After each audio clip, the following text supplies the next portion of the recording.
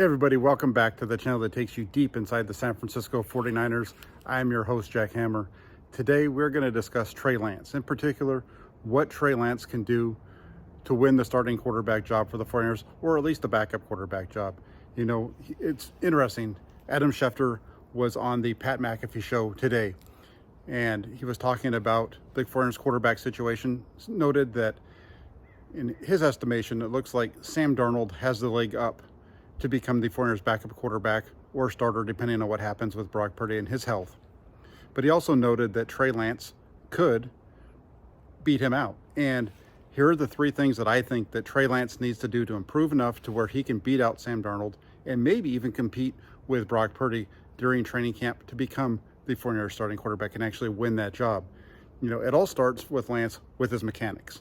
And we've all heard about the work that he's done this offseason, working with Jeff Christensen, working with Patrick Mahomes, really working to make his base better, trying to speed up his motion, being a little bit better with his footwork, all those things. And that's one of the things that Kyle Shanahan, John Lynch have talked quite a bit about, is the need to be better with his base.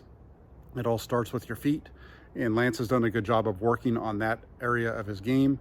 In terms of his mechanics, that's still a work in progress, but he did look better during the OTAs and minicamp portion that we did get to see. And we'll see now when we get into training camp, he still has about 40 days roughly to be ready to go for training camp. And if he can get those mechanics down, if he can get that release just a little bit quicker, maybe he's going to be able to really push for that job. So that's number one, Trey Lance on his mechanics. The good news there, like I said, though, is he's been working on that. Number two, one of the big things for Trey Lance is his downfield accuracy. There's been a lot of talk this offseason about 49ers quarterbacks, in particular Brock Purdy, being not aggressive down the field, not being able to make all the throws down the field, not taking those deep shots, and so on. Well, you know, you look at where Trey Lance is, and Lance does have a bigger arm. He definitely has a stronger arm than Brock Purdy. That's not an argument. But the difference between the two, and one of the things that he really needs to work on, number two for Trey Lance, is his downfield accuracy. And when I say down the field, that means anything from 10 yards plus beyond the line of scrimmage. That's when you start throwing down the field. The other stuff is your quick game. That 10 yards plus, that's your downfield passing game. And in that area of the field, Lance has struggled so far in his NFL career. He's completed just 19 of 41 pass attempts when throwing the ball to a target who is more than 10 or more yards beyond the line of scrimmage. Again, 19 of 41. That's not good. That's only 46%. He really needs to improve in that area if he's going to be able to beat out Brock Purdy, if he's going to be able to beat out Sam Darnold. Purdy, for example, in that area, he completed 80% of his throws in that 10 to 19 yard range. He was over 40% down the field. Overall, he was above 60% in that area. So a big difference between those two. So for Trey Lance, already mentioned, number one, mechanics. Number two, downfield accuracy. Can't be 46%. Number three, the biggest thing for Trey Lance where he needs to improve on all this stuff is he needs to be more consistent. That's the biggest thing. You know, we've talked about the mechanics, and that's something that we see even in practice. From one practice to the next, there's just not consistency with his mechanics, not consistency with his play. And that shows up in terms of his completion percentage. That's one way that we can quantify that lack of consistency with Trey Lance, is his overall completion percentage. And you look at where he's been through his first two seasons, he has completed just 54.9% of his pass attempts in regular season games as a member of the San Francisco 49ers.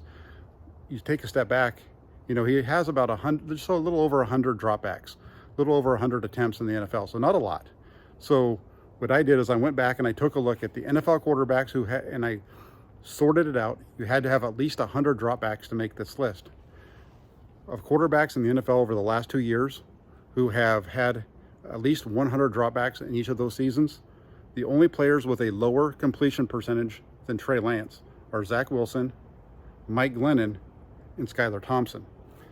Now remember, for Lance, his overall completion percentage in his career so far is just 54.9%. In the NFL, you got to be over 60%. That's the bottom line. The other than Wilson and Skylar Thompson, the only other quarterback in the NFL last season who was under 60% was Lance, the guy right at 60% Baker Mayfield. So that's the big area for Trey Lance. He's got to get his mechanics in order. The good thing is he's working on it. He's got to get that downfield accuracy up, working on that too. That's where all that mechanical stuff comes together, and be consistent. Make that motion repeatable. Do the same things every play. Make it so that Kyle Shanahan knows exactly what he's going to get from you. And when you make those throws, be accurate and complete more than 60% of your throws. Because right now, 54.9, you're not going to beat anybody out with that number. So there you have it. Take it for what it's worth. Trey Lance has an option. The good thing with Trey Lance, this guy was full of potential. If he wasn't full of potential, he wouldn't have been the 3rd pick in the draft. So thank you all for tuning in. Do me a favor. Hit that like button if you like what you see. And then also, if you're not already subscribed to the channel, hit the subscribe button and turn on your notifications so you don't miss any of the updates right here on Inside the Farmers with Jack Hammer. Thanks so much for tuning in. Have a great day, and we'll be talking with you soon.